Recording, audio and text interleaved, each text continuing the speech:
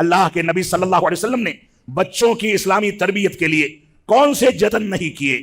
حسن و حسین کو اپنے کندھوں پر بیٹھا کر کے خطبہ جمعہ پیش کرنا آپ کا وتیرہ تھا. آج کے مسلمانوں کے سامنے ایک چھوٹے بچے کو مسجد میں لایا جائے, چھوٹا بچہ دوران جماعت اور نماز کے درمیان شور کر دے تو ہمارے بزرگ سب سے پہلے اس پر ٹوٹ پڑتے ہیں کہ مسجد کا ماحول کیوں خراب کیا جاتا ہے. معاف فرمائیں گے, ہمارے نبی نے حسن و حسین کو اپنے کندھے پر بیٹھا کر کے خطبات جمعہ پیش کیے تھے, اور حسن و حسین ہی میں سے کوئی تھا تو واقعہ پیش آیا, آپ کی نواسی بھی آپ کے کندھے پر, اور حسن و حسین ہی میں سے کوئی تھے کہ اللہ کے نبی صلی اللہ علیہ وسلم کی معیت میں مسجد نبوی میں موجود تھے. آپ نے فرمایا نماز میں ایک سجدہ طویل کر دیا, نماز کے بعد فرمایا کہ کیا تم کو پتا ہے کہ میں نے سجدہ طویل کیوں کیا؟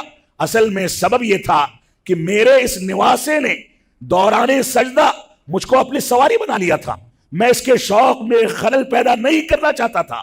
جب یہ اپنی مرضی سے اترا تب میں نے سجدے کو مکمل کیا. یہ تربیت کا حصہ تھا.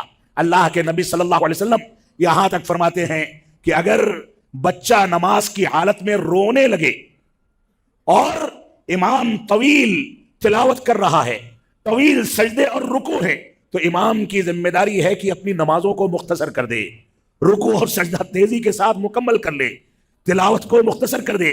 یہ امام کی ذمہ داری ہے, کیونکہ اس کو نہیں پتا, غور سے سنیں گے, فرمایا اس کو نہیں پتا کہ اس کی ماں کے دل پر اپنے بچے کے رونے کی آواز کی وجہ سے کون سی تشویش اور تکلیف گزر رہی ہوگی.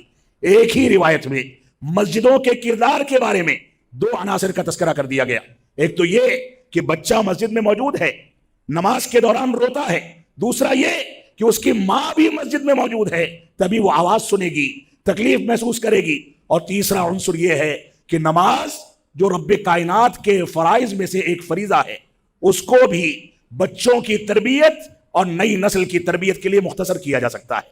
یہ اسلامی عنصر ہے, یہ اسلامی تربیت کے عناصر ہیں. ہماری ذمہ داری ہے کہ ان چیزوں کو سامنے رکھیں.